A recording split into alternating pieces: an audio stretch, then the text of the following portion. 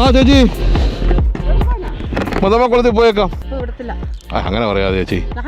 പിന്നെ എന്നോട്ട് സത്യം 5 മാസമായിട്ട് വിടുന്നില്ല.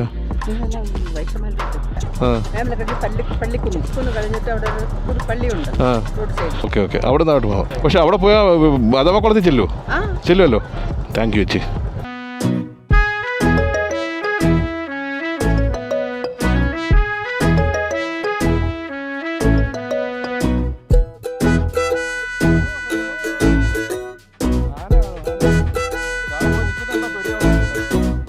வாழ்க்கை என்பதே அன்பினில் அன்பின் அன்பின் அன்பின் அன்பினில் ஆசை புன்னகை மூஞ்சியில் மூஞ்சி மூஞ்சி மூஞ்சி மூஞ்சியில் என்ன தூரலோ இன்ப தூரலோ.